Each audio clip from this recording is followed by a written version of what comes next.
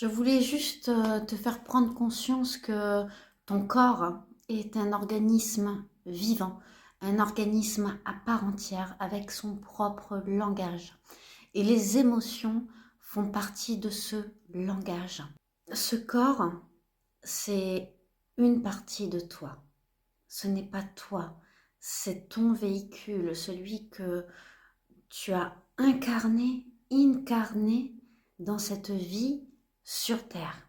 Ok? Et ce corps, il te parle. Il te parle à travers évidemment des mots, des maladies, mais également des émotions. Et ça ne sert à rien de lutter contre tes émotions. Le plus simple, par exemple, pour passer une crise d'angoisse, la première des choses à faire, c'est accueillir cette crise. Observe ce qu'il se passe à l'intérieur.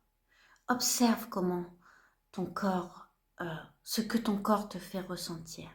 L'émotion n'a rien de mental.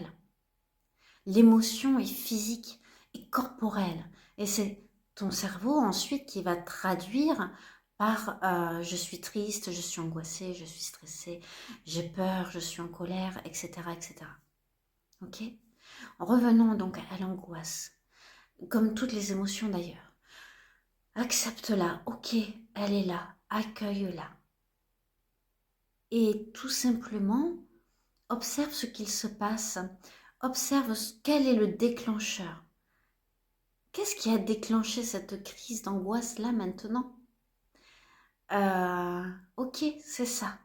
D'accord, c'est ça. Mais ça me fait penser à quoi? Ça remonte où? Ça remonte à quand? Bien souvent, tu tombes sur des choses que tu as vécues dans ton enfance ou adolescent ou même jeune adulte, des situations blessantes, traumatisantes. Et donc ton corps, c'est un petit peu un signal, ok, il se passe ça. Euh, c'est à toi de le gérer. Tu as déjà appris de ta première expérience et tu sais très bien que les peurs que tu vas créer dans ton mental ne sont que des représentations d'un futur qui n'existe pas. Tu es maître de ta vie, tu es maître de ce que tu veux incarner. Et donc du coup, ces émotions, vis-les. Elles sont là pour te parler, pour créer ton expérience